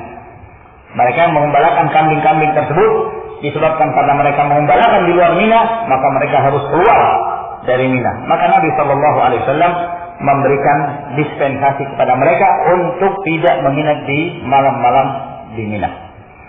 Dan para ulama juga mengatakan termasuk di antara mereka adalah orang-orang yang tidak punya tempat tinggal di Mina. Yang tidak punya tempat, tidak punya kemah di Mina. Karena Mina ini memang tempat yang padat sekali. Saking padatnya tempat di Mina ini, sehingga setelah dibuatnya tenda-tenda, itu sampai ada perluasan.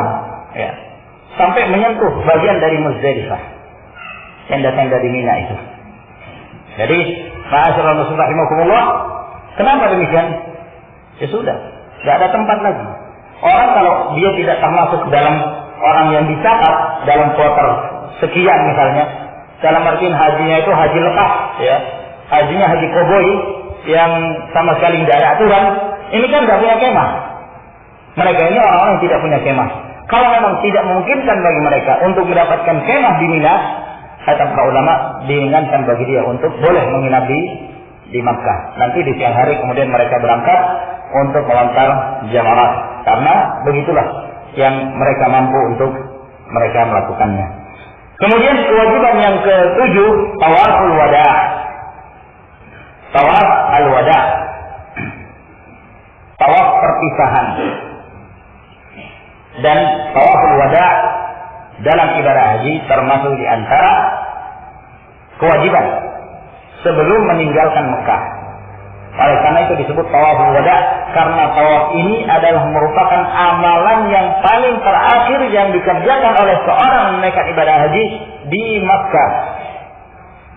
Oleh karena itu setelah tawaf ini tidak boleh lagi ada amalan yang lain. Ya. Tidak diperbolehkan lagi ada amalan yang lain karena tawaf ini adalah merupakan tawaf yang terakhir menunjukkan bahwa dia telah bersiap-siap untuk meninggalkan Makkah. Ini berdasarkan hadis Ibnu Abbas. Beliau mengatakan umiran nasu ayyakuna akhiru ahdihim bil bait illa annahu khuffifa 'anil haid. Kaum muslimin mereka diperintahkan untuk menjadikan akhir keberadaan mereka di Makkah adalah di Ka'bah, tawaf. Melainkan atau hanya saja diringankan bagi wanita yang dalam keadaan haid. Karena wanita haid tidak boleh tawaf di Ka'bah. Diringankan. Demikian pula termasuk di antara mereka wanita yang dalam keadaan nifas. Itu diberi keringanan untuk tidak tawaf, melakukan tawaf wada'. Hadis ini diriwayatkan oleh Bukhari dan Muslim. Nah, dalam riwayat yang lain yang diriwayatkan oleh Imam Muslim, kata Nabi sallallahu alaihi wasallam, "La yanfiranna ahadun hatta yakuna akhiru ahdihi bil bait." Jangan sekali-kali seseorang di antara kalian ada yang meninggalkan Makkah sampai menjadikan akhir keberadaannya di Makkah adalah tawaf di Ka'bah, yaitu tawaful wada'. Oleh karena itu, berdasarkan hadis-hadis ini para ulama mengatakan tawaful wada' sebelum meninggalkan Makkah hukumnya adalah wajib. telah terjadi perselisihan para ulama apabila seorang menunaikan ibadah umrah, apakah juga diperintahkan untuk melakukan tawaful wada? Ini menjadi khilaf yang terjadi di kalangan para ulama. Ada sebagian para ulama mengatakan bahwa hadis ini juga dikiaskan kepada orang yang menunaikan ibadah umrah, di mana mereka juga diwajibkan. Namun yang zahir wallahu taala a'lam bis-shawab bahwa hadis ini berkenaan tentang orang-orang menunaikan ibadah haji. Ya, adapun yang menunaikan ibadah umrah maka dilihat keadaannya. Apabila dia datang ke Makkah untuk menunaikan umrah dan setelah menunaikan umrah maka dia langsung meninggalkan Makkah, maka tidak ada tawaful wada baginya. Tidak ada tawaful wada baginya. Jika dia selesai umrah maka dia meninggalkan Makkah, maka tawaf umrah itulah mewakili tawaful wada. Namun kalau misalnya setelah dia menunaikan umrah, dia tinggal lagi beberapa hari menetap di Makkah, maka sebelum dia meninggalkan dianjurkan. Tetap merupakan amalan yang sunnah berdasarkan pengumuman hadis ini, di mana seorang dianjurkan melakukan tawaful wada sebelum meninggalkan Makkah. Ini 7 perkara yang diwajibkan di dalam amalan haji, ya. Jadi kita ulangi, yang pertama apa? Ihram dari miqat. Yang kedua, tahallul, mencukur. Yang ketiga, wukuf di Arafah hingga terbenam matahari. Kalau wukuf di Arafah itu rukun. Tapi yang dimaksud wajib wukuf di Arafah hingga terbenamnya matahari, itu yang wajib. Tidak boleh meninggalkan Arafah sebelum terbenamnya matahari. Yang keempat, maghrib di Muzdalifah. Yang kelima, melontar jamarat. Yang keenam, maghrib di Mina pada malam-malam tarwiyah atau tasyrik? Tasyrik. Tarwiyah hukumnya apa? Sunnah. Yang ketujuh, salat al-wada. Masya Allah, sudah siap-siap untuk menaikkan ibadah haji semuanya kelihatan. Nah, kemudian yang berikutnya al-mustahabbat fil haji wal umrah. Apa yang hukumnya sunnah dalam amalan haji dan umrah? Al-mustahabbat hiya al-mandubat allati yanbaghi lil haji wal mu'tamir al-ityan biha liyadhhara bi thawabiha wa ajriha. Yang dimaksud mustahab adalah amalan-amalan yang dianjurkan yang sepantasnya bagi yang menunaikan ibadah haji dan umrah mengamalkan, agar kemudian dia mendapatkan keutamaan dan pahala yang besar di sisi Allah Subhanahu wa taala. Wala yalzamuhu bi tarkiha damun wala yalhaquhu ithmun, dan tidak ada kewajiban bagi dia untuk membayar zakat ketika meninggalkannya, dan tidak ada dosa bagi dia apabila dia meninggalkannya. Illa idza kana tarakaha raghbatan atau illa idza kana tarkuha raghbatan anha fa innahu ya'tam. Kecuali kalau dia meninggalkannya karena membenci amalan itu, padahal amalan itu sunnah, lalu dia membencinya, maka jelas dia berdosa karena dia membenci sesuatu yang dianjurkan oleh Rasulullah sallallahu alaihi wasallam. Sebab Nabi sallallahu alaihi wasallam mengatakan, "Faman raghiba an sunnati falaysa minni." Barang siapa yang membenci sunnahku, maka dia bukan dari golonganku. Riwayat Bukhari dan Muslim. Wal murad bis sunnah fi hadzal hadits ma jaa fil kitab was sunnah. Yang dimaksud sunnah dalam hadis ini adalah yang terdapat di dalam Alkitab, di dalam sunnah, apakah hukumnya wajib, apakah rukun atau mustahab. Wal mandubatu fil haji wal umrah katsirah. Adapun amalan-amalan sunnah dalam manasik haji dan umrah itu banyak sekali. Di antaranya ar-ramal. Yang dimaksud ar-ramal ini adalah ketika awal kali datang ke Makkah pada saat tawaf, bagi yang mutamatti', bagi yang haji tamattu' pada saat dia melakukan tawaf umrah, dan bagi yang melakukan haji ifrad atau qiran ketika dia melakukan tawaful qudum, tawaf ketika awal datang, maka dianjurkan bagi dia untuk melakukan ar-ramal. Melakukan ar-ramal. Apa yang dimaksud ar-ramal? Yaitu ar-ramal mempercepat langkah, namun langkah tersebut, langkahnya itu berdekatan. Ya, jadi seperti jalan cepat, langkahnya berdekatan, tidak dibesarkan langkahnya. Nah, jadi bukan berlari, ya, tapi dia lebih mempercepat langkah. Itu yang dimaksud ar-ramal. Dan ini dianjurkan, ya, khusus bagi laki-laki. Para ulama sepakat bahwa tidak ada ramal bagi wanita. Dan ramal itu dilakukan pada saat 3 putaran tawaf. Pada saat 3 putaran tawaf. Yang pertama, 3 putaran yang pertama. Sebagaimana disebutkan dalam hadis Jabir, dalam hadis Ibnu Abbas, hadis Ibnu Umar dan yang lainnya. Adapun 4 putaran yang berikutnya itu tetap berjalan seperti biasa. Terjadi perselisihan di kalangan para ulama pada saat 3 putaran ini. Antara rukun Yamani sampai ke Hajar Aswad, apakah juga disyariatkan melakukan ramal ataukah berjalan seperti biasa? Ini menjadi letak perselisihan para ulama, dan yang sahih wallahu taala alam, antara rukun Yamani sampai ke Hajar Aswad tidak dianjurkan ramal. Namun seorang dianjurkan berjalan, sebab disebutkan dalam hadis riwayat Imam Bukhari dari hadis Ibnu Abbas, wa yamshi bainar ruknain, dan Nabi SAW berjalan antara 2 rukun, yaitu rukun Yamani sampai ke Hajar Aswad. Nanti insyaallah mungkin besok pada saat kita akan menyebutkan tata cara umrah dan haji, nanti kita mungkin akan menggambarkan agar tergambar oleh kita di mana letak rukun Yamani dan Hajar Aswad itu. Jadi ramal termasuk di antara amalan yang sunnah. Wa ittiba juga termasuk di antara amalan yang sunnah, dan itu dilakukan hanya pada tawaf umrah. Demikian pula tawaf qudum, awal kali pertama kali kita datang ke Makkah. Apa itu ittiba? Ittiba itu ketika seorang memakai pakaian ihram. Insyaallah mungkin besok kita akan bawa pakaian ihram, ya. Jadi kita langsung mempraktekkan gimana cara memakainya dan apa yang dimaksud dengan ittiba.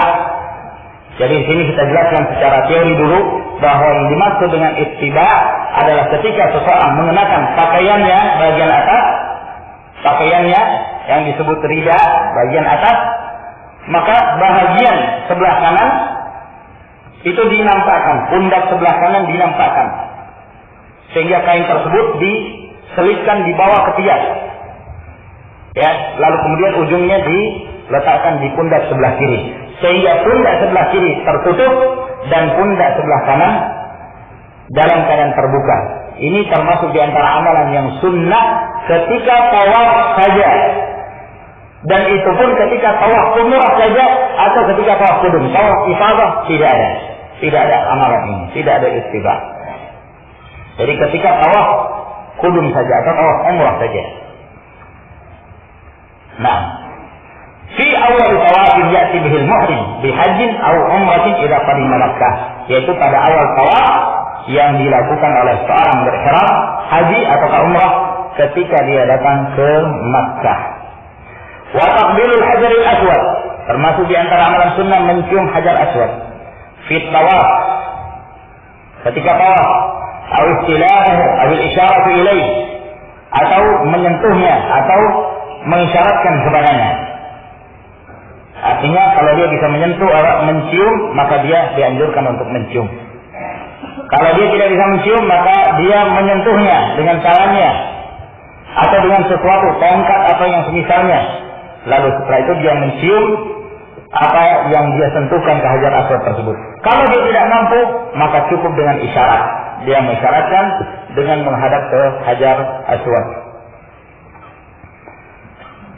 Wa takbir inda dzalik, dan bertakbir ketika sejajar dengan Hajar Aswad. Allahu Akbar. Ya, sambil mengisyaratkan kemudian bertakbir. Wa istilam ruknil yamani, menyentuh rukun yamani juga termasuk di antara amalan sunnah. Kalau tidak memungkinkan menyentuh rukun yamani, lewat saja, tidak harus memberi isyarat. Isyarat itu hanya pada Hajar Aswad. Wa salatu rak'ataini ba'da shawaf, salat 2 rakaat setelah shawaf. Sawa'un kana shawaf fardhan aw wajiban aw mustahabban. Tidak ada perbedaan apakah tawaf itu hukumnya rukun ataukah wajib atau mustahab. Rukun atau wajib atau mustahab. Maka salat 2 rakaat setelahnya termasuk di antara amalan sunnah. Ada sebagian para ulama mewajibkan setelah tawaf wajib hukumnya mengerjakan salat 2 rakaat. Wa syurbu min ma'i Zamzam, minum air Zamzam setelah itu termasuk amalan sunnah. Wa su'udu 'ala Safa wal Marwah, naik ke bukit Safa dan Marwah, itu juga termasuk amalan sunnah. Wa dzikru wa du'a 'alaihima mustaqbilan al-qiblah, berzikir dan berdoa di atas Safa dan Marwah sambil menghadap kiblat dengan mengucapkan la ilaha illallah wahdahu la syarika lahu lahul mulku wa lahul hamdu wa huwa 'ala kulli syai'in qadir, la ilaha illallah wahdah anjaza wa'dah wa nasara 'abdah wa hazama al-ahzab wahdah. Kemudian berdoa dan melakukan itu sebanyak 3 kali. Ini termasuk di antara amalan sunnah. Wal isra'u fi sa'i bainal 'alamain, dan berlari ketika berada di 2 tanda hijau, ya. 2 tanda hijau. Kalau sekarang itu nampak sekali 2 tanda hijau itu. Dulunya itu adalah merupakan lembah. Ya, dulunya itu adalah merupakan lembah. Ketika Hajar alaihissalam berada di lembah tersebut, maka beliau berlari. Maka itulah yang menyebabkan syariatkannya sa'i antara Safa dan Marwah. Wal baqa fi Mina yaum at-tarbiyah wa lailat Arafah, menginap di Mina pada hari tarbiyah dan malam Arafah, itu hukumnya sunnah. Wa du'a, dan berdoa, wa raf'ul yadain, dan mengangkat kedua tangan. Ba'da ramyil jamratil ula wal jamratil tsaniyah, setelah melontar jamrah yang pertama dan kedua pada hari tasyrik, berdoa itu amalan sunnah dan tidak wajib. Wa takbiru 'inda ramyil jamrat, dan bertakbir ketika melontar jamrah, Allahu Akbar, sambil melontar sambil mengucapkan takbir Allahu Akbar, itu juga hukumnya sunnah. Wa ghairu dzalika, dan yang lainnya yang mungkin tidak disebutkan di sini. Intinya, kalau kita sudah mengetahui mana rukun haji dan umrah, mana yang wajib dari haji dan umrah, dan mana syarat-syarat haji dan umrah, maka selebihnya itu adalah merupakan amalan-amalan yang disunnahkan. Jadi ini ma'asyiral muslimin rahimakumullah, sampai di sini insyaallah pertemuan kita di sore hari ini, dan kita lanjutkan nanti pada saat selesai sholatul isya pada malam hari ini dengan membahas tentang miqat, ya. Miqat baik miqat zamaniyah atau miqat makaniyah, dan juga kita akan membahas tentang mahdzuratul ihram, hal-hal yang terlarang dalam ihram. Wallahu ta'ala a'lamu bis-shawab, wa akhiru da'wana alhamdulillahi rabbil alamin.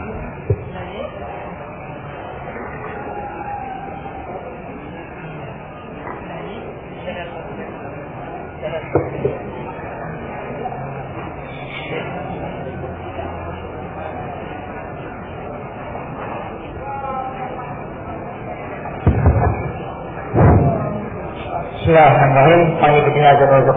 Alhamdulillah, kita baru saja menyelesaikan sesi yang kedua pada sore hari ini. Insyaallah kita kembali melanjutkan pada sesi yang ketiga setelah sholat isya.